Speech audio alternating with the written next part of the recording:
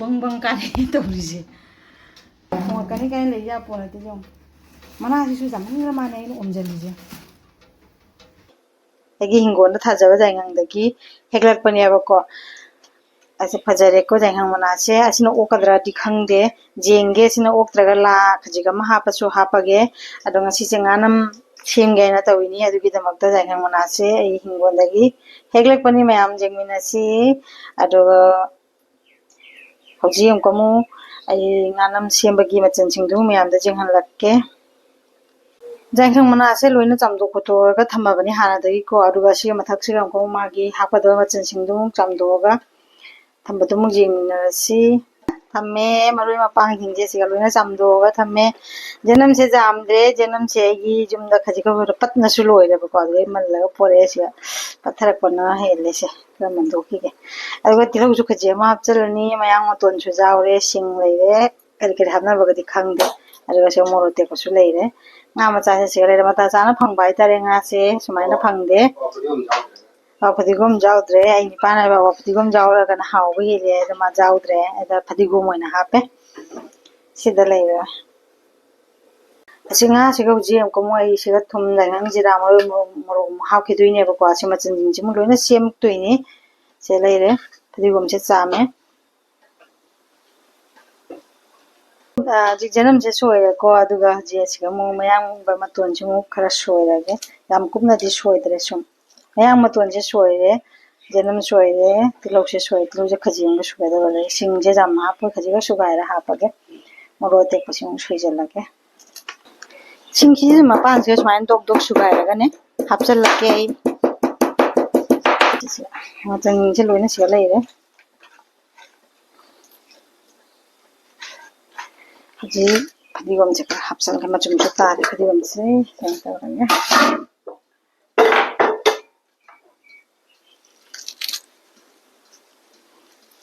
chwai shu shu jalle ba khunai na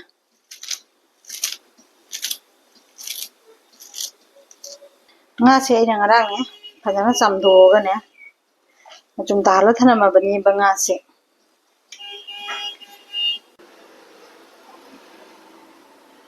nga se hojik thum hapsale thum se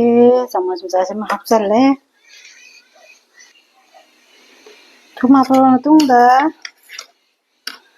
jainga su basimu khara chai salage jira su basimu chai salage moro su basu khajik chai salage aduga phadigom aro su base asi su khajik ma hapsande mayam hamna dabra ai di dum hapsale aduga hoji asi se khudna pachana tang to salage bako hoji amkam asiga kuna sumaina to sallaba matung dan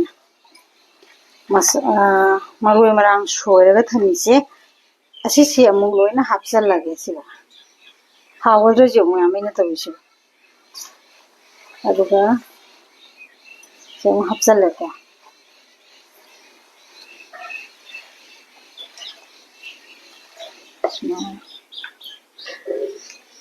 jana tawraga khairaga semage asiga amuka moina haptise thau khaje magam hapchange thau hapna brahna dabra ai khara hapchalage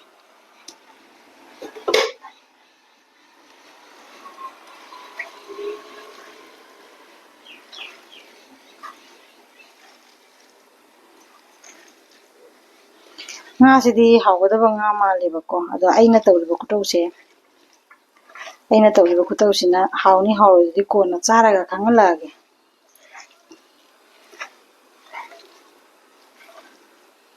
asiga tei di kari kari hapa jai aina khanjaba wakhanda aina lakpadi loi hapchanjare mana si khatang litak tawbasu jawreyabako ado khatang ariba mana sina hana siga thammage aduga ari mana sana swain thammasiko aina tawse jariga jadra khanje aduga oh sorry ase sai to mana duni ba sisu sum hapchal lage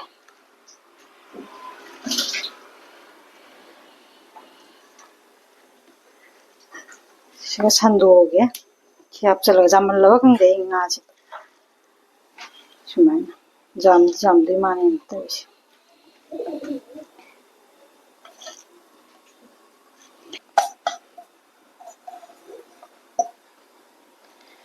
주말 로에 신절래 aduga si mana hingjang sumain thikjalani ko rai senta thamgi ge la khatang mu purakke ayane anam si khasu pa na to sanduye do duduna tawinya ba sise sumai to ra mu kisal lakke anta kuna kuni mu mullaga loya tra mundi mungani ba adana to से असिदे आई बस cake के का साबो हक्तगिने सिगा nga chak sizina deba ko sise लौथोगा side तब के मथौ ताय अदुना से लौथो खरगे सि दुइना सिसे हंदो थमदोइने साना जलनी ना को जलगा माते सिक्रे सिगने सिगी त्रे सिगे सोना सिगी ना से हपचलनी अदुगा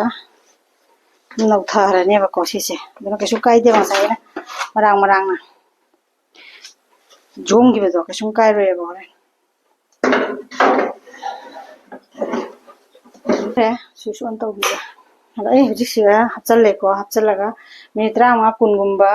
ऑन तौरगा जेंगनी अदुगा सिसे मुल्लागा माने हाइदे आफ्टर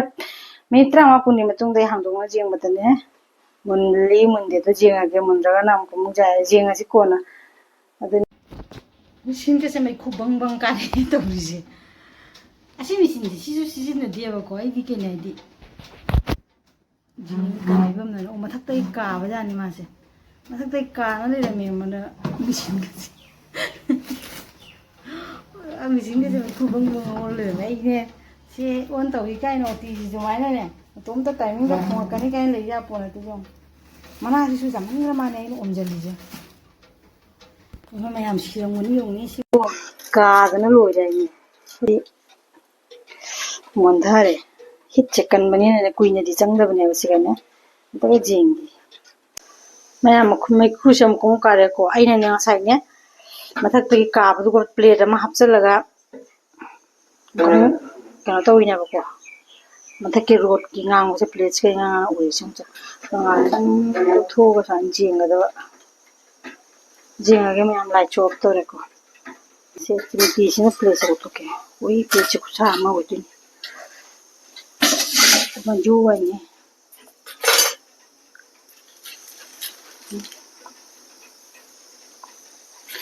कर सारी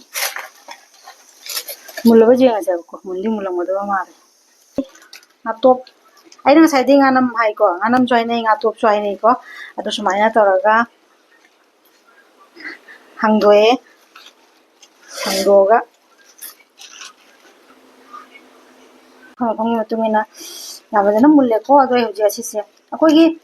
mai da thara da bine kangdi kangaga ne ko ka basu oi deba ko ado asise injine kon se lai thoge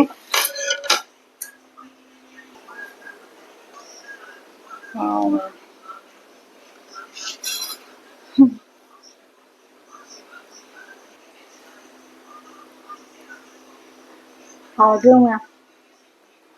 नि मैम आइना तौबा मौंग सिगा मयांग मानरम दबसु जाय को अदो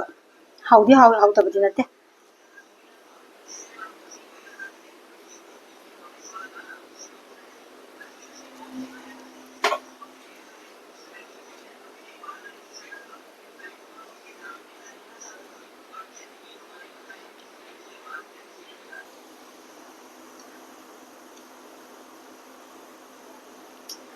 हाउ बांग सिना हाउ को नों चांग जिंगनि ना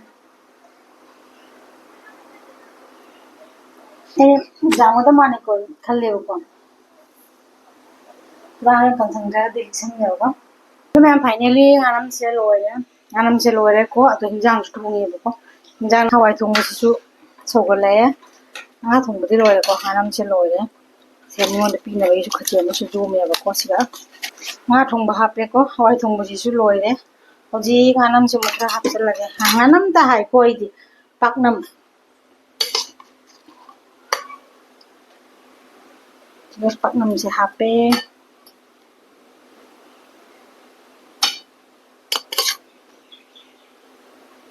nga thongba hape hawai thongba hape paknam se hape sina meat piam ga hape ma'am